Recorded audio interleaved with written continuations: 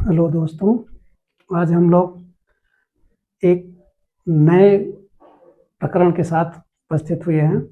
आज हम पढ़ेंगे अथ कृदंत प्रकरण। अब जो एलटी के सिलेबस में कृदंत प्रकरण दे रखा है, उसमें से कुछ कृदंत आज हम लेकर उपस्थित हुए हैं। आज हम इस पे चर्चा करते हैं। कृदंत प्रकरण का कृत संज्ञा करने वाला सूत्र कौन सा होता है? कृदंत प्रकरण का जो कृत संज्ञा करने वाला सूत्र है वह है कृत्याह। अगर ये प्रश्न पूछता है परीक्षा में कृत्याह किस प्रकार का सूत्र है, तो कृत्याह है आपका कृत संज्ञा सूत्रमस्ते। कृत्याह कृत संज्ञा सूत्रमस्ते, सम्यक। और ये लिया कहां से गया है, तो सातवें अध्याय के प्रथम पाद का 95वां सूत्र है।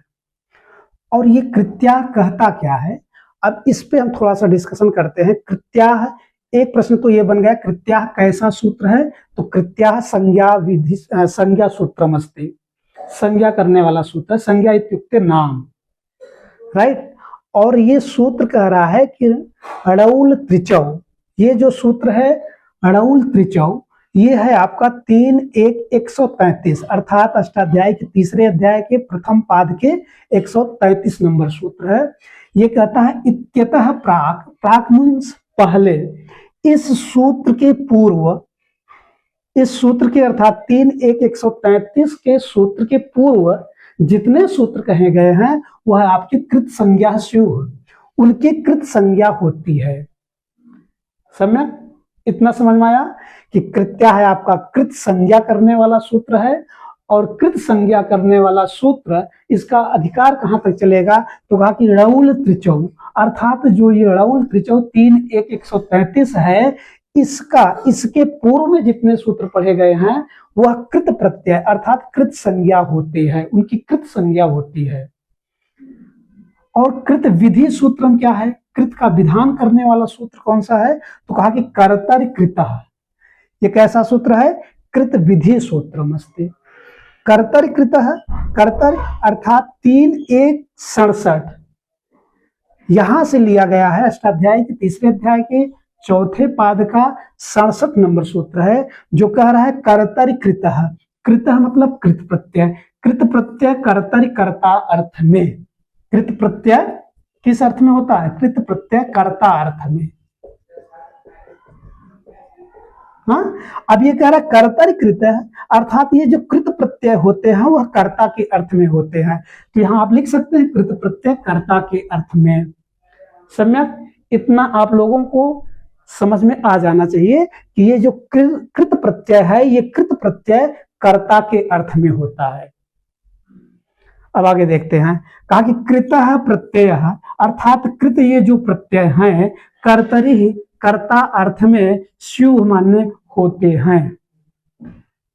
और इति प्राप्ते, और इससे प्राप्त होने वाले अन्य सूत्र भी कर्ता के अर्थ, अन्य भी इससे प्राप्त होने वाले अन्य भी कर्ता के अर्थ में होते हैं।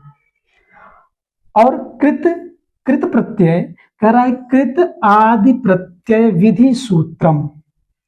ये बहुत इंपॉर्टेंट है, एलटी के लिए हो सकता है तो पूछा जा सकता है। ये कह रहा है कि तयोर एव कृत्य त खलार्था, अर्थात तयोर एव कृत्य त और खलार्थक, ये कैसे प्रत्यय हैं, तो कह रहा है ये चलिए कहां से गए हैं, अष्टाध्याय के तीसरे अध्याय के चौथे पाद का 70 नंबर सूत्र है। ये यहां से एक प्रश्न आना डन रहता है। कह रहा है कि कृत प्रत्यय अर्थात एक हो गए कृत्य प्रत्यय, और एक आपका जो त प्रत्यांत होता है, और एक आपका खल प्रत्यय होता है। खल मतलब किसी कार्य को हम सरलता से कर लें या उसको असहजता से, दोनों स्थिति में जब हम करते हैं किसी भी कार्य को संपन्न, तो उसमें खलार्थक खल प्रत्यय का प्रयोग किया जाता है। तो अब ये यहां से जो मेन प्रश्न उठता है वह यह रहता है कि कृत प्रत्यय और खल प्रत्यय, त प्रत्यय और खल प्रत्यय, ये तीन प्रत्यय कैसे प्रत्यय हैं, किसके साथ प्रयुक्त होता है इनका, तो कह रहे हैं कि एते ये सभी, कौन, कृत, त और खल, कह रहे ये सभी भाव और कर्मणयोर एव स्युः। यहां ध्यान देना है, भाव और कर्मणयोर एव माने ही, अर्थात भाव और कर्म में ही प्रयुक्त होते हैं। इसको देखना है कैसे, भाव और कर्म, इन दो जगह पर ही ये कृत प्रत्यय, त प्रत्यय और खल प्रत्यय प्रयोग होता है। अगर पूछता है कि त प्रत्यय किस अर्थ में आता है, तो भाव अथवा कर्म अर्थ में, और खल प्रत्यय किस अर्थ में आता है, तो वह भी भाव और कर्म अर्थ में।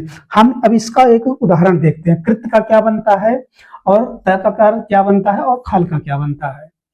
आई होप आप लोग समझ गए होंगे और आप लोग नोट भी कर लिए होंगे। आगे हम इस एक प्रत्येक का उदाहरण देखते हैं कैसे बनता है। अभी इसका हम प्रत्येक का उदाहरण देखते हैं। जैसे पहले हम देखते हैं कृत्य का। कृत्य के उदाहरण में क्या बनता है, कहा कि मया पठितव्यम, मया पठितव्यम, यह कृत्य का उदाहरण है। ये कृत्य का उदाहरण मया, ये जो है मया किस क्या है, मया यह कर्ता है, और कर्ता जब अनुक्त होता है, अर्थात जब वह भाववाच्य में और कर्मवाच्य में होता है तो कर्ता अनुक्त होता है, और अनुक्त कर्ता में का विभक्ति भवति, अनुक्त कर्ता में तृतीया विभक्ति। तो ये कर्ता आपका तृतीया विभक्ति में हो गया, राइट। तो मया पठितव्यम ये कृत्य का उदाहरण है। ये मया जो है यह कर्ता है और कर्ता अनुक्त होने के कारण आपका ये तृतीया विभक्ति में गया। और त प्रत्यय का उदाहरण क्या है, त प्रत्यय का उदाहरण कहा कि मया पठितम, मया पठितम, अर्थात यह भी मया जो है ये कर्ता है, और इस कर्ता को अनुक्त होने से कर्ता तृतीया में हो गया, तो इसमें क्या हो गया, तृतीया विभक्ति हो जाती है, मया पठितम। और खल अर्थ में क्या होता है, खलार्थ में, खल अर्थ में कहा कि मया सुकरम इदम कार्यम, अर्थात इदम कार्यम, यह कार्य मेरे द्वारा, अर्थात सुकर मेरे द्वारा करना चाहिए, मेरे द्वारा सुकरम अर्थात अच्छा करना चाहिए। तो ये मया आपका क्या है, यह मया आपका कर्ता है, और इस कर्ता में आपका क्या हो गया, इस कर्ता में तृतीया विभक्ति, कर्ता में का विभक्ति, अनुक्त कर्ता में का विभक्ति, अनुक्त कर्ता में तृतीया विभक्ति। तो ये आपका क्रमशः उदाहरण रहा कृत्य, कृत्य, त और खलार्थ का। तो ये आपका ये तीनों प्रत्यय किस अर्थ में होता है, आप यहां लिखिए। एक तो आपका कृत्य प्रत्यय जो है, और एक आपका त प्रत्यय, और एक आपका खल प्रत्यय। ये तीनों प्रत्यय आपका भाव अर्थ और कर्म, इन दो के अर्थ में प्रयुक्त होता है। तो अब हम आज देख लिए कृत प्रत्यय का उदाहरण मया पठितव्यम, त प्रत्यय का उदाहरण मया पठितम, और खलार्थ का उदाहरण मया सुकरम इदम कार्यम। तो आई होप आप लोग ये समझ गए होंगे। ये एलटी में पूछा जा चुका है कि ये कृत प्रत्यय किस अर्थ में होता है, या पूछा गया है त प्रत्यय किस अर्थ में आता है। तो त प्रत्यय आपका हमेशा भाव अर्थ और कर्म अर्थ में प्रयुक्त होता है। अब आज हम इस वीडियो को यही तक रखते हैं। मिलते हैं नेक्स्ट वीडियो तव्यत, तव्य और अनियर प्रत्यय के साथ। तब तक के लिए नमः संस्कृत।